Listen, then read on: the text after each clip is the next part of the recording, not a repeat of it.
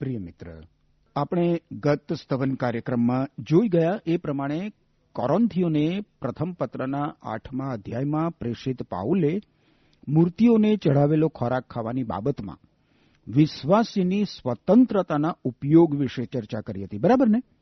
હવે એ ચર્ચામાં પાઉલે એવો સિદ્ધાંત સ્થાપિત કર્યો કે શંકાસ્પદ લાગતી બાબતોમાં વિશ્વાસીએ કેવું પગલું ભરવું એનો આધાર અન્ય વિશ્વાસીઓનો ખ્યાલ રાખવા ઉપર, અન્ય વિશ્વાસીઓની કાળજી રાખવા ઉપર રાખવો જોઈએ. વિશ્વાસમાં નબળી વ્યક્તિને ઠેસ લાગે એવી કોઈ પણ બાબત કરી શકાય નહીં. આ સિદ્ધાંત બતાવે છે કે વિશ્વાસીની સ્વતંત્રતા પર મર્યાદા છે. વિશ્વાસીની સ્વતંત્રતા મર્યાદાહીન નથી. કરંથવાસીને લખેલો પહેલો પત્ર એના 6 અધ્યાયની 12મી કલમમાં પ્રેષિત પાઉલ શું કહે છે? કે છે કોઈ એમ કહેશે મને બધું જ કરવાની છૂટ છે, પણ તમારે માટે બધું સારું નથી. હું આમ કહીશ, મને બધું કરવાની છૂટ છે, પણ હું કશાનો ગુલામ બનવાનો નથી. અને એ પછી તમે જુઓ તો 8મા અધ્યાયની 8મી કલમમાં પ્રેષિત પાઉલ શું કહે છે? 8મો અધ્યાય 8મી કલમ, કરંથવાસીને લખેલો પહેલો પત્ર 8મી કલમમાં એ કહે છે, ખોરાક ઈશ્વરની સાથેના આપણા સંબંધને સુધારતો નથી. એટલે કે જો આપણે આવો ખોરાક ન ખાઈએ તો કંઈ ગુમાવતા નથી, અને જો આવો ખોરાક ખાઈએ તો કંઈ મેળવતા નથી. ત્યારબાદ તમે 10મા અધ્યાયની 23મી કલમ જુઓ, કરંથવાસીને લખેલો પહેલો પત્ર 10મો અધ્યાય. ત્યાં પ્રેષિત પાઉલ કહે છે કે આપણને બધું જ કરવાની પરવાનગી છે એમ તેઓ કહે છે, હા, પણ બધું જ ઉપયોગી નથી. બધું જ ઉપયોગી નથી. આપણને બધું જ કરવાની પરવાનગી છે, પણ બધું લાભદાયી નથી. હવે આ પ્રેષિત પાઉલ આગળ વધીને એમ કહે છે કે દરેક માણસે પોતાના હિતનો નહીં, પણ બીજાના હિતનો વિચાર કરવો. વિશ્વાસીની સ્વતંત્રતાને આ કારણે મર્યાદામાં મૂકવામાં આવી છે, મિત્ર. હવે પાઉલ વિશ્વાસીની સ્વતંત્રતા બીજા એક ક્ષેત્ર માટે પ્રદર્શિત કરશે. પાઉલ પ્રેષિત તરીકેના પોતાના હક્કો અને ફરજોની ચર્ચા કરશે. પાઉલ પોતાની અંગત વાતો દ્વારા વિશ્વાસીની સ્વતંત્રતાનું નિર્દેશન કરશે. સૌપ્રથમ આપણે જોઈએ, મિત્ર, તો પાઉલ આ 9મા અધ્યાયમાં પ્રેષિત તરીકેના એના હક્કોનો બચાવ કરશે. ઘણી જગામાં પાઉલના પ્રેષિત પદ ઉપર પ્રહારો થતા હતા, અને એટલે પાઉલ પોતાના પ્રેષિત પદનો બચાવ કરે છે. હવે તમે, મિત્ર, મારી સાથે સાથે કરંથીયોને પ્રેષિત પાઉલે લખેલા પ્રથમ પત્રના 9મા અધ્યાયની 1લી કલમ જુઓ. પ્રેષિત પાઉલ કહે છે કે શું હું સ્વતંત્ર નથી? શું હું પ્રેષિત નથી? શું આપણા પ્રભુનું દર્શન મને થયું નથી? પ્રભુને માટે કરેલા મારા કાર્યનું પરિણામ શું તમે જ નથી? શું હું સ્વતંત્ર નથી? હા, પ્રેષિત પાઉલ, તમે સ્વતંત્ર છો. શું હું પ્રેષિત નથી? અલબત્ત આનો ઉત્તર છે હા, પાઉલ, તમે પ્રેષિત છો. શું આપણા પ્રભુ ઈસુ ખ્રિસ્તનું દર્શન મને નથી થયું? પ્રેષિત તરીકેની લાયકાત જ એ હતી, મિત્ર, કે તેણે પ્રભુ ઈસુ ખ્રિસ્તને પોતાની સગી આંખે જોયા હોય. અને પાઉલે એ જરૂરિયાત સંતોષી હતી. પ્રભુ ઈસુને માટે કરેલા મારા કાર્યનું પરિણામ શું તમે જ નથી? કોરિન્થ શહેરના વિશ્વાસીઓ પાઉલના પ્રેષિત પદની સાબિતી હતા. હવે બીજી કલમ જુઓ, એમાં પ્રેષિત પાઉલ કહે છે કે બીજાઓ પ્રેષિત તરીકે મારો સ્વીકાર કરે કે ન કરે, તો પણ તમે તો કરશો જ, કારણ પ્રભુમાંનું તમારું જીવન હું પ્રેષિત છું તેની સાક્ષી પૂરે છે. જ્યાં સુધી કોરિન્થની મંડળીને લાગે વળગે છે ત્યાં સુધી પાઉલે પોતાના પ્રેષિત પદનો બચાવ કરવાનો નહોતો. આ કોરિન્થવાસીઓને તો ખબર હતી જ કે પાઉલ પ્રભુ ઈસુ ખ્રિસ્તનો પ્રેષિત છે.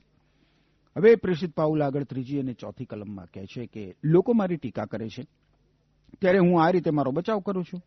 શું મારા કાર્યને લીધે મને ખાવા પીવાનું મેળવવાનો હક્ક નથી? પ્રેષિત પાઉલ પોતાના પ્રેષિત પદનો બચાવ કરવા માટે તેની ટીકા કરનારાઓને પ્રશ્ન પૂછે છે કે શું તેના કાર્યને લીધે તેને ખાવા પીવાનું મેળવવાનો હક્ક નથી? પ્રભુ ઈસુ ખ્રિસ્તના પ્રેષિત તરીકે પાઉલને ખાવા પીવાનો હક હતો જ. પ્રેષિત તરીકે એને એવી છૂટ હતી જ. જો કે કેટલાક લોકો એની આ છૂટની ટીકા કરતા હતા. પાઉલે હિંમતપૂર્વકનું નિવેદન કર્યું હતું. 8મા અધ્યાયની 13મી કલમ જુઓ, શું કહે છે? જો મારો ખોરાક મારા ભાઈની પાસે પાપ કરાવે તો મારા ભાઈનું પતન ન થાય તે માટે હું કદી જ માંસ ખાઈશ નહીં. આ પ્રેષિત પાઉલને માંસાહારની છૂટ હતી, પરંતુ એ માંસ ખાવાનો નહોતો. આ એનું સ્વૈચ્છિક પગલું હતું. કશુંક કરવાની સ્વતંત્રતા હોવા છતાં એ નહીં કરવાનો નિર્ણય કરવો એ તો સ્વેચ્છાની વાત છે ને. એક રીતે જોઈએ તો આ પ્રકારનું વલણ એ સર્વોચ્ચ સ્વતંત્રતા છે. તમે કશું ના કરી શકો એમ હો તો એ તમે નહીં કરો, ખરું કે નહીં? એમાં સ્વેચ્છાની વાત નથી આવતી. પરંતુ તમે કશું કરી શકો એમ હો અને એમ છતાં પણ એ નહીં કરવાનો તમે નિર્ણય કરો તો એમાં તમારી સ્વેચ્છા પ્રદર્શિત થાય છે. 5મી કલમમાં પ્રેષિત પાઉલ કહે છે, પિતર, પ્રભુના ભાઈઓ અને બીજા પ્રેષિતોની માફક મને પણ ખ્રિસ્તી પત્ની સાથે લઈને ફરવાનો હક નથી. હવે આ કલમમાં પ્રેષિત પાઉલ પ્રભુ ઈસુ ખ્રિસ્તના 2 ભાઈઓનો ઉલ્લેખ કરે છે, યાકોબ અને યહૂદા. યાકોબ અને યહૂદા, પ્રભુના ભાઈઓ એટલે યાકોબ અને યહૂદા, એ નામના ભાઈઓનો અહીંયા ઉલ્લેખ કરવામાં આવ્યો છે. એ 2 ભાઈઓ પરિણીત હતા. પ્રેષિત પિતર પણ પરણેલો હતો. એ લોકો જ્યારે પ્રભુ ઈસુ ખ્રિસ્તના શુભ સંદેશની પ્રચાર સફરમાં જતા હતા ત્યારે પોતાની પત્નીઓને સાથે લઈ જતા હતા. પાઉલ કહે છે કે તેને પણ પ્રેષિત તરીકે એવી છૂટ છે, પરંતુ પાઉલે ફરી લગ્ન કર્યું નહોતું, કારણ કે તે એ માનતો હતો કે લગ્ન કરવાથી તેના સેવા કાર્ય પર એની અસર પડશે. એટલે કે એનું સેવા કાર્ય સીમિત થઈ જશે અને અવરોધાશે. પ્રભુ ઈસુ ખ્રિસ્તની સેવામાં સેવા કાર્ય માટે જુદા જુદા સ્થળે જવાનું થાય ત્યારે સેવક જો પોતાની પત્નીને પોતાની સાથે રાખે તો લોકો એવું વિચારતા હોય છે કે આ સેવક પોતાની પત્ની વગર શા માટે ક્યાંય જઈ શકતા નહીં હોય. સેવક જો પોતાની પત્નીને પોતાની સાથે ના રાખે તો લોકો વિચારે કે જરૂર કંઈક થયું છે પતિ પત્ની વચ્ચે. સેવક માટે ઘણી બધી વાર વિકટ પરિસ્થિતિ ઊભી થતી હોય છે. પાઉલ કહે છે કે પોતાની સાથે પોતાની પત્ની રાખવાનો એને હક છે, એની એવી છૂટ છે, પરંતુ પાઉલે ફરી લગ્ન નહીં કરવાનો અને એકલા જ રહેવાનો નિર્ણય કર્યો છે. પાઉલનું જીવન તો સતત નાશ ભાગ કરનારું હતું. એક સ્થળે ઠરીઠામ થયેલું નહોતું. 6ઠ્ઠી કલમમાં તમે જુઓ શું કહે છે, શું ફક્ત બારનાબાસ અને મારે જ અમારા ભરણ પોષણ માટે ધંધો કરવો પડે? પાઉલ એમ કહેવા માંગે છે કે તે અને બારનાબાસ ઈચ્છે તો ઘેર રહી શકે છે. અમારે શુભ સંદેશના પ્રચાર માટે બધે ફરતા રહેવાની જરૂર નથી. અમારી મુક્તિને, અમારા ઉદ્ધારને એથી કોઈ અસર નથી થવાની, પરંતુ પ્રભુ ઈસુ ખ્રિસ્તનો પ્રેમ અમને એમના સેવા કાર્યની ફરજ પાડે છે. 7 થી 9 કલમોમાં એ કહે છે, શું લશ્કરમાં કોઈ સૈનિક પોતાનો ખર્ચ ઉઠાવે છે?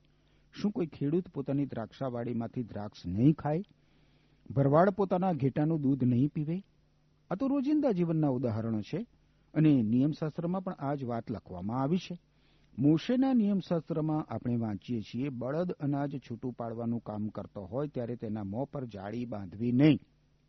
હવે એ દિવસોમાં બળદનો ઉપયોગ અનાજ છૂટું પાડવા માટે કરવામાં આવતો હતો અને ઈશ્વરે એવો નિયમ આપ્યો હતો એ માટે કે બળદ જ્યારે અનાજ છૂટું પાડતો હોય ત્યારે એના મોં ઉપર જાળી બાંધવી નહીં, કારણ કે બળદ મજૂરી કરતો હતો, કામ કરતો હતો અને કામ કરતી વખતે તેને અનાજ ખાવાની છૂટ હોવી જોઈએ.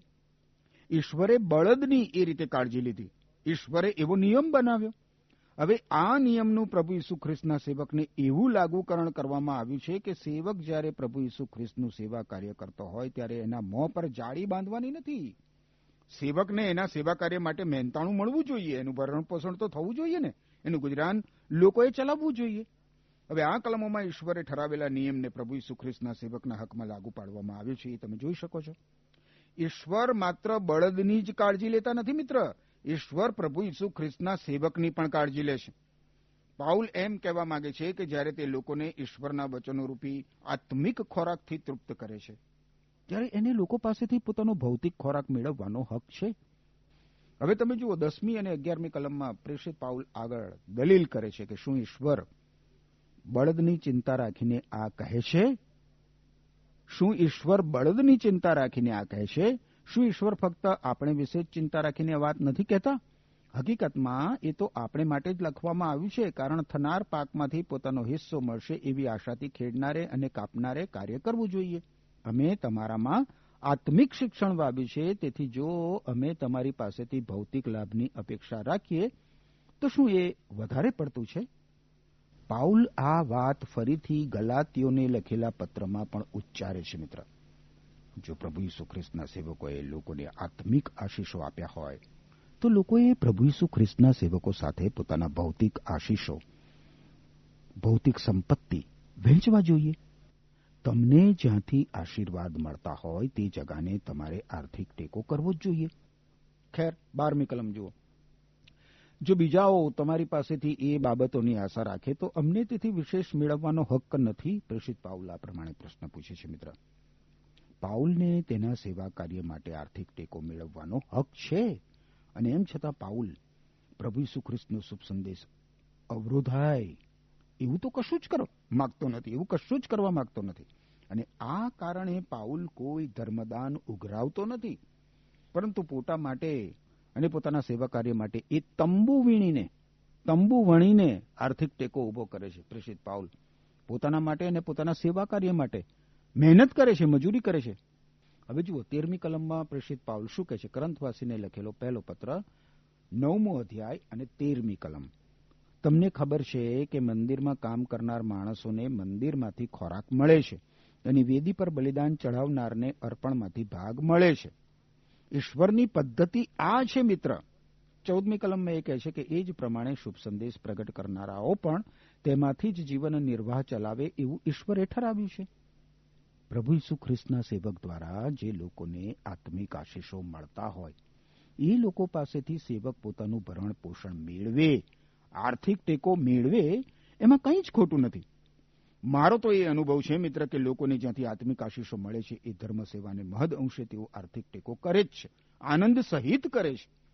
15મી કલમમાં પાઉલ કહે છે કે મેં એવા કોઈ હક્કનો હજી ઉપયોગ કર્યો નથી, અથવા પોતાને માટે આવા હક્કોનો દાવો કરવા માટે હું આ લખતો નથી. તમે જોયું મિત્ર, પાઉલ એના સેવા કાર્ય માટે કોઈ વેતન મેળવતો નહોતો. પાઉલ એવું કહી શકે એમ હતો કે કરીન શહેરની મંડળી એનો જીવન નિર્વાહ ચલાવવાની નહોતી. પાઉલ એમની પાસેથી કંઈ જ મેળવતો નહોતો. પાઉલ તો તંબુ બનાવીને એને વેચતો હતો અને એમાંથી થતી આવક દ્વારા પોતાનું ગુજરાન ચલાવતો હતો. 16મી કલમ જુઓ. મારા યોગ્ય ગર્વને કોઈ ખાલી શબ્દોમાં ફેરવી દે એ કરતાં તો હું મરવાનું પસંદ કરીશ. હું શુભ સંદેશ પ્રગટ કરું છું, તેથી કંઈ મને બડાઈ મારવાનો હક્ક મળી જતો નથી, કારણ શુભ સંદેશ પ્રગટ કરવા માટે મને હુકમ મળેલો છે. જો હું શુભ સંદેશ પ્રગટ ન કરું તો મને અફસોસ. હવે હું પાઉલની આ લાગણી સમજી શકું છું મિત્ર. 17 અને 18 કલમ જુઓ. જો હું મારું કાર્ય સ્વતંત્ર ઈચ્છાથી કરતો હોઉં તો હું પગારની આશા રાખું એવું બને, પણ હું તો આ કાર્ય એક ફરજ સમજીને કરું છું, કારણ ઈશ્વરે મને આ કાર્ય સોંપ્યું છે. તો પછી મને શો બદલો મળે છે? શુભ સંદેશના કાર્યથી મને મળતા હક્કો જતા કરીને કોઈ પણ જાતના પગાર વગર શુભ સંદેશ પ્રગટ કરવો એ જ મારો બદલો છે. પાઉલ પ્રભુ ઈસુ ખ્રિસ્તના શુભ સંદેશનું પ્રચાર કાર્ય સ્વાર્થી હેતુઓ માટે કરતો નહોતો મિત્ર. જો કે ઈશ્વરે તેનો બદલો આપવાનું વરદાન જરૂર આપેલું છે. મને ખાતરી છે મિત્ર, અને મને ખબર પણ છે કે નિસ્વાર્થપણે પ્રભુ ઈસુ ખ્રિસ્તની સેવા કરનાર સેવકને ઈશ્વર કદી જ નિરાશ કરતા નથી. 19મી અને 20મી કલમમાં પ્રેષિત પાઉલ કહે છે, હું સ્વતંત્ર છું, કોઈનો ગુલામ નથી, છતાં શક્ય હોય તેટલાને જીતી લેવા માટે હું બધાનો ગુલામ બનું છું. યહૂદીઓ સાથે કાર્ય કરતા હું યહૂદીની જેમ રહું છું, જેથી હું તેઓને ઈસુ ખ્રિસ્ત માટે જીતી શકું. પાઉલ પોતાને બધાનો ગુલામ બનાવે એવી એને છૂટ હતી, એવી એને સ્વતંત્રતા હતી. અને આ માટે એનો મૂળ આશય એ હતો કે પાપને કારણે નાશમાં જતા લોકો, દુષ્કર્મોના બંધનોમાં ફસાયેલા લોકો પ્રભુ ઈસુ ખ્રિસ્તનો શુભ સંદેશ સાંભળીને પ્રભુ ઈસુ ખ્રિસ્તને શરણે આવે અને મુક્તિ પામે, પોતાના દુષ્કર્મોના બંધનોમાંથી, પોતાના પાપોની શિક્ષામાંથી ઉગરી જાય. પાઉલના હૃદયનો એ બોજ હતો, પાઉલના હૃદયની એ લાગણી હતી. તમારા કુટુંબીજનો માટે મિત્ર, તમારા કુટુંબીજનો માટે, તમારા મિત્રો માટે, તમારા સંપર્કમાં આવતા લોકો માટે તમારા હૃદયોમાં કેવી લાગણી છે, કેવો બોજ છે? વિચાર કરશો મારા પ્રશ્ન ઉપર? કૃપા કરીને મારા પ્રશ્ન ઉપર વિચાર કરજો. એમ કરવા માટે ઈશ્વર તમને કૃપા આપો. આમેન.